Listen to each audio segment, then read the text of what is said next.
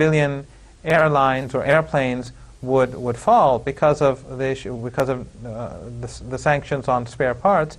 There's no talk about how the Americans have blood on their hands.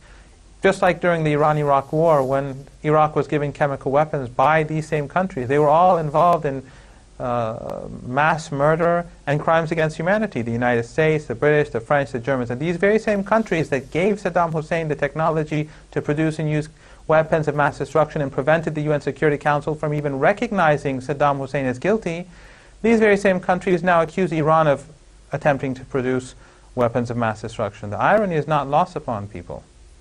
Well, don't you think then it's time then, Professor Marandi, when we look at, well, let's look at the IAEA, of course, the United States and also Israel. I mean, they're considered as accomplices in these assassinations. I mean, there has been a targeted, these Iranian nuclear scientists who have been targets. Isn't it time for them to be held accountable for their actions? Well, there is no accountability because the Western media is not going to hold them accountable. The Western media is very much a part of the same establishment. If you want to find information, unbiased information on Iran's nuclear program or Iran's foreign policy, you'd have to look into obscure websites and so on, maybe websites like raceforiran.com or Conflicts Forum and others.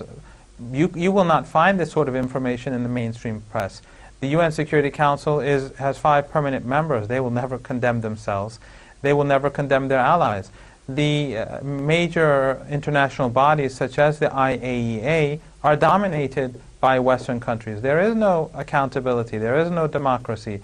And their allies in the region are the most despotic regimes around, where women cannot even drive, they cannot have independent bank accounts.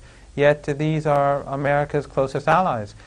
Accountability, if one wants to wait for the so-called international community to do something about it, nothing will happen. Countries have to stand up for their rights and be firm in the face of Western aggression and arrogance. Otherwise, Western countries basically consider themselves to be the international community. When you hear the term international community in the Western media, it basically means white Europeans. They don't recognize the rest of the world as the international community.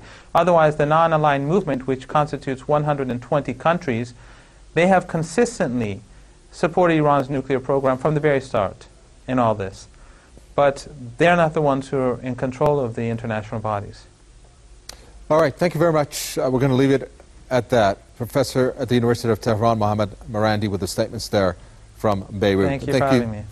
And thank you so much, you the viewer, for watching another edition of the Press TV News Analysis. Any comments or suggestions, do send them to newsroom@presstv.ir. From me, Kaveh Taqwi, and the entire team in the capital, Tehran, it's goodbye.